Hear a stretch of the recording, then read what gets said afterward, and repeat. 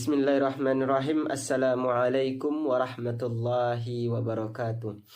Alhamdulillahi rabbil alamin. Wabihi nasta'inuhu. Wassalatu wassalamu ala asrafil anbiya'i wal mursalin. Wa ala alihi wa ashabihi wa man tabi'ahum bi ihsanin ila yaumiddin.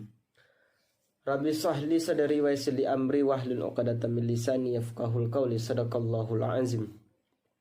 Bersyukur kita kepada Allah Subhanahu wa taala, yang mana Allah Subhanahu wa taala masih memberikan kita limpahan nikmatnya, baik itu nikmat iman, nikmat Islam, nikmat kesempatan maupun nikmat kesehatan, sehingga dengan semua nikmat itu kita masih diberikan oleh Allah Subhanahu wa taala kesempatan untuk hidup di bumi Allah Subhanahu wa taala ini dengan oksigen gratis yang diberikan oleh Allah Subhanahu wa taala. Allahumma salli ala Sayyidina Muhammad wa ala ali Sayyidina Muhammad. Tidak lupa pula kita hadiahkan solawat dan salam kita kepada Rasulullah sallallahu alaihi wasallam. Semoga dengan banyaknya kita berselawat kepada beliau, kita termasuk ke dalam golongan umatnya yang diberikan syafaatnya di yaumil mahsyar nanti. Amin. Amin ya rabbal alamin. Baik, sebelumnya saya ingin memperkenalkan diri saya sendiri. Nama saya Helmi Syaputra dari Fakultas Tarbiyah dan Keguruan, Prodi Manajemen Pendidikan Islam kelas AP 5C. Dan adapun video ini saya buat adalah untuk memenuhi salah satu tugas ujian tengah semester mata kuliah administrasi perkantoran. Dan sebelumnya juga saya hormati dosen pengampu administrasi perkantoran, yakni Bu Irawati. Semoga sehat selalu dan tetap dalam lindungan Allah Subhanahu wa taala. Amin. Amin ya rabbal alamin. Dan adapun video ini saya buat adalah untuk memenuhi salah satu tugas dari mata kuliah manajemen administrasi perkantoran. Dan ini adalah ujian tengah semester. Dalam video ini saya akan menjelaskan 3 sistem penyimpanan arsip. Yang mana yang pertama adalah sistem penyimpanan abjad, kemudian sistem penyimpanan tanggal dan juga nomor. Dan terlebih dahulu saya akan menjelaskan tentang sistem penyimpanan arsip dengan sistem abjad. Jadi sistem abjad ini merupakan salah satu dari beberapa sistem penyimpanan arsip, selain dari sistem tanggal, sistem nomor, dan juga sistem wilayah. Setiap sistem ini juga memiliki keunggulan dan kelemahannya. Namun untuk menentukan sistem penyimpanan apa yang hendak digunakan, hendaknya kita berdasarkan kebutuhan masing-masing perusahaan maupun lembaga. Jadi pada dasarnya setiap manusia, organisasi, perusahaan, pemerintah maupun itu swasta pasti memiliki nama. Atas dasar nama itulah sistem ini beranjak. Perlu diketahui sistem ini adalah dasar dari sistem penyimpanan yang lain. Sistem abjad adalah sistem yang tertua, langsung dan paling banyak digunakan. Disebut dengan sistem langsung, direct filling system, karena dapat langsung mencari arsip tanpa menggunakan kartu indeks. Jadi sistem abjad ini adalah sistem sederhana dan mudah dipraktekkan karena pada umumnya orang mempunyai kecenderungan lebih mudah mengingat nama orang, nama badan maupun organisasi dibandingkan nomor dan angka. Kemudian dalam sistem abjad ini juga memiliki peralatan-peralatan. Peralatan yang sering digunakan dalam sistem abjad ini merupakan peralatan yang sering kita jumpai di semua kantor maupun di lembaga maupun di sekolah. Khususnya untuk menyimpan arsip-arsip aktif. Peralatan itu antaranya adalah yang pertama filing cabinet. Laci filing cabinet dapat menampung sekitar 3.500 sampai 4.000 lembar. Jadi penggunaan filing cabinet dapat disesuaikan dengan banyaknya arsip yang ada di kantor.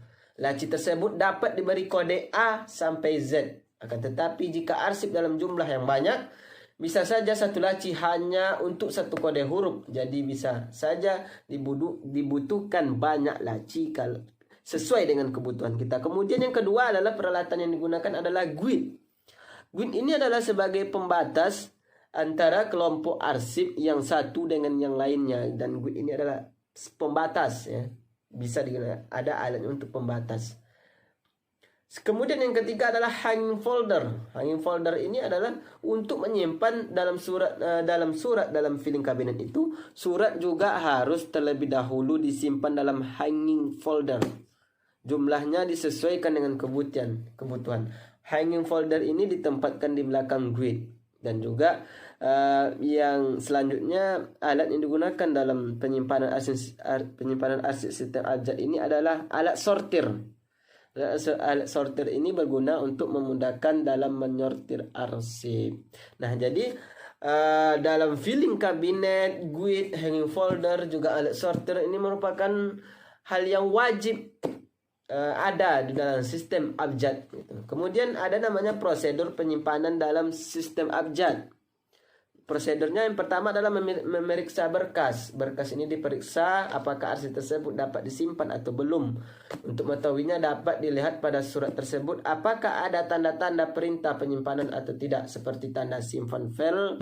Jika masih ragu, maka lebih baik ditanyakan pada pimpinan atau manajer yang bersangkutan. Kemudian ada namanya mengindeks surat atau berkas. Kemudian ada namanya mengkode surat atau berkas, dan juga menyortir surat. Dan yang terakhir adalah menempatkan surat. Yang mana menempatkan surat ini adalah langkah terakhir dalam proses penyimpanan, adalah menempatkan arsip pada tempatnya. Dan ini ditempatkan arsip sesuai dengan kode yang telah ditetapkan.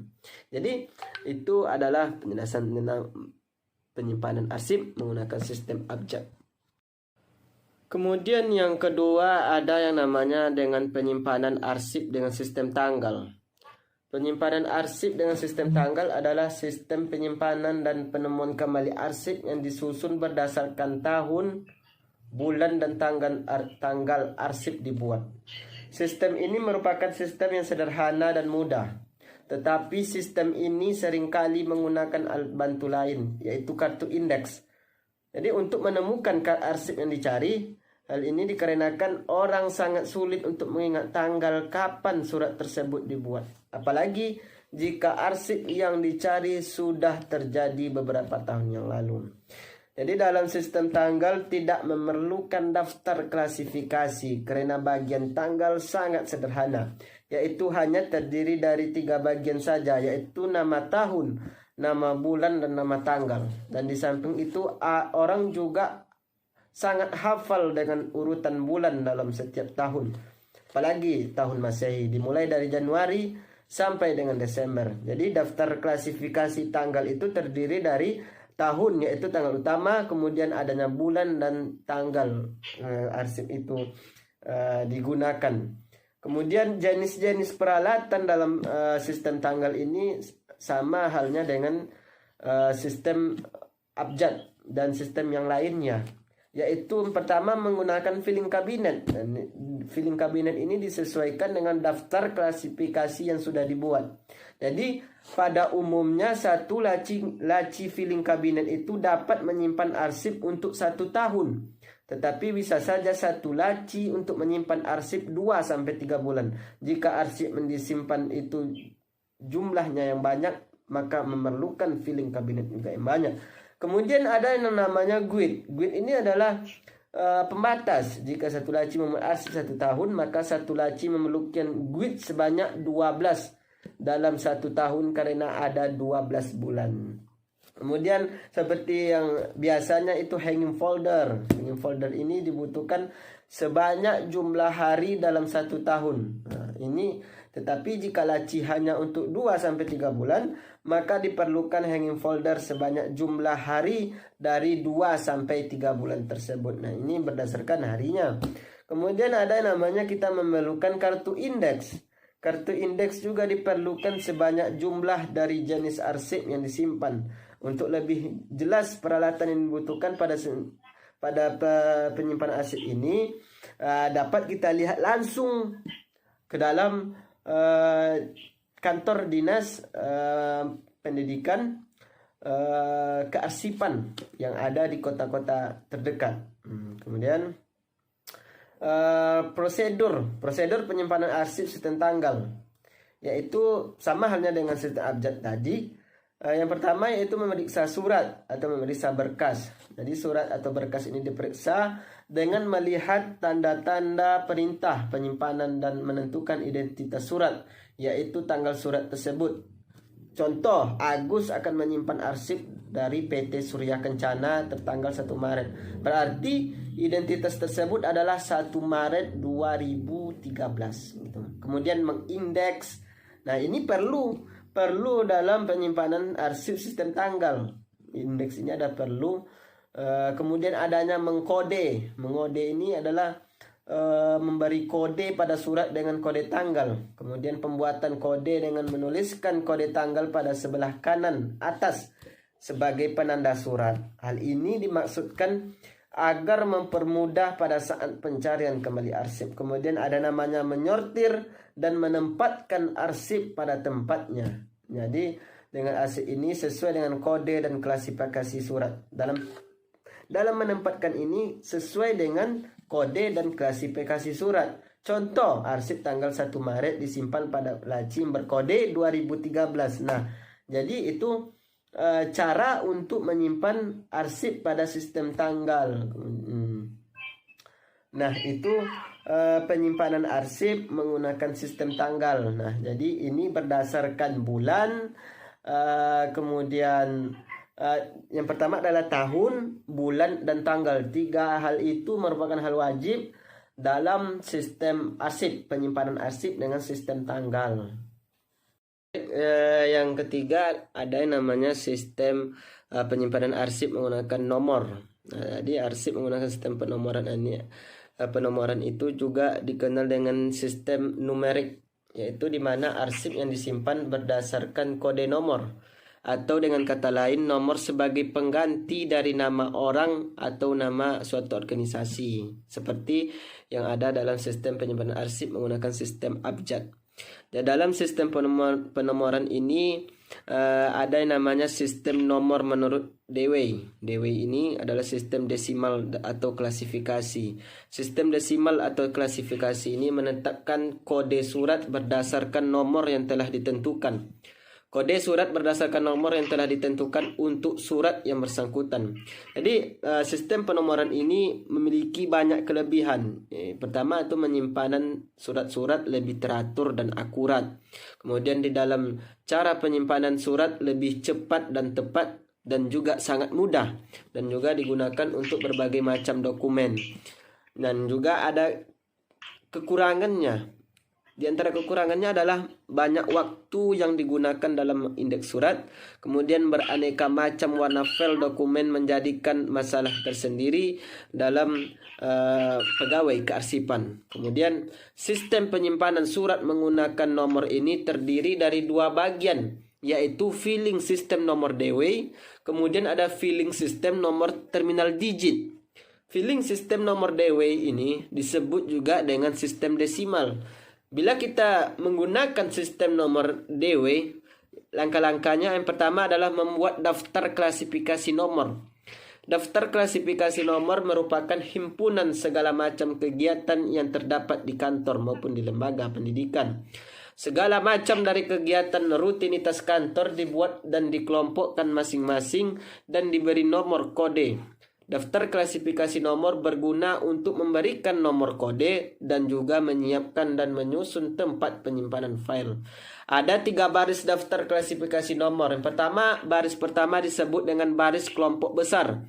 Di baris besar ini ada 10 pembagian kegiatan pokok kantor yang pemberian nomor-nomor kode untuk nomor urut dimulai dengan angka 000 adalah bidang pendidikan dan latihan, itu kepegawaian. Kemudian nomor 100 itu keuangan, 200 itu personalia, 300 itu pembangunan, 400 itu adalah koperasi, kemudian 500 itu adalah produksi, kemudian 600 itu pemasaran, dan 700 adalah penelitian laboratorium, dan juga 800 itu adalah perlengkapan. Dan kemudian 900 itu adalah pengangkutan dan perbekalan. Apabila ada kelebihan kegiatan pokok kantor, harus dibuat penggabungan kegiatan yang sejenis. Dengan demikian jumlah kelompok dalam baris tetap ada 10. Jadi yang kedua adalah baris pembagian pembantu. Di baris ini terdiri dari 10 kegiatan. Jika dalam kegiatan belum berjumlah 10, maka tetap harus dibuat 10 kelompok kegiatan sebagai cadangan kegiatan. Jadi seperti 00 personalia, 210 adalah formasi, 220 pemilihan personal, kemudian 230 tata tertib, 240 adalah ujian jabatan, 250 kenaikan pangkat, kemudian 260 adalah cuti, 270 mutasi, 280 pemerintahan kerja, dan 290 adalah pensiun. Kemudian yang ketiga adalah baris pembagian pembantu yang lebih kecil seperti cuti besar dan cuti tahunan. Sistem DW ini hanya cukup memperhatikan kode angka yang ada dalam surat. Juga kita harus memperhatikan pembagian kelompok besar. Dengan melihat kepala angka kode dari surat, maka kita sudah dapat memeriksa surat harus masuk ke dalam kelompok mana. Contoh, kepala angka 1 termasuk kelompok bidang keuangan dan angka 3 sudah pasti masuk ke dalam kelompok bidang pembangunan dan begitu seterusnya. Jadi sistem penomoran ini juga jika kita paham, maka sistem penomoran ini sangat mudah untuk diterapkan. Kemudian dalam sistem penomoran ini cara menemukan kembali arsipnya adalah yang pertama menggunakan sistem DW ini adalah mencari kartu indeks di tempat file kartu, kemudian disamakan dengan bahan yang dicari. Kemudian perhatikan tanda atau kode yang tertera di kartu indeks tersebut. Kemudian berikutnya adalah mencari lemari file tempat penyimpanan surat. Contoh, surat yang akan dicari tentang cuti nikah atau kawin bernomor kode 264.1. Berarti file yang kita cari berada pada laci bernomor 2000. Dan di belakang, dan yang ada di belakang GUID itu adalah pembatas atau petunjuk bernomor 260 di dalam folder atau map bernomor 264 dengan urutan surat pertama. Jadi kemudian yang kedua adalah cara menemukannya adalah menemukan sistem terminal digit, karena yang ada dua, menggunakan sistem DW dan terminal digit. Dan kalau dalam terminal digit itu yang pertama, cari perihal di buku arsip, perhatikan nomor kode suratnya. Kemudian dengan memegang nomor kode surat, kemudian carilah surat di tempat penyimpanan berdasarkan urutan nomor. Kemudian yang terakhir, bila telah ditemukan segera ambil untuk digunakan sesuai dengan keperluan. Jadi ini adalah penjelasan tentang penyimpanan arsip menggunakan sistem nomor. Nomor ini adalah ada namanya DW, ada namanya digit. Nah, jadi dalam penyimpanan arsip itu sangat banyak sistemnya. Namun dalam video ini saya menjelaskan tentang penyimpanan arsip menggunakan sistem abjad, sistem nomor, dan kemudian sistem tanggal. Baik, demikian yang dapat saya sampaikan dalam video ini. Jika terdapat kesalahan dan kekurangan dalam video ini, saya mohon maaf yang sebesar-besarnya, karena saya hanyalah hamba Allah yang tidak maksum dari kesalahan, bahkan serba salah. Sebelumnya saya sangat mengucapkan terima kasih kepada dosen pengampu Bu Irawati yang mana telah memberikan ilmu kepada kami. Kemudian semoga video ini dapat diterima. Baik, terima kasih atas perhatiannya. Wabillahi taufiq wa hidayah. Subhanakallahumma wa bihamdik, asyhadu an la ilaha illa anta, astaghfiruka wa atubu ilaik. Assalamualaikum warahmatullahi wabarakatuh.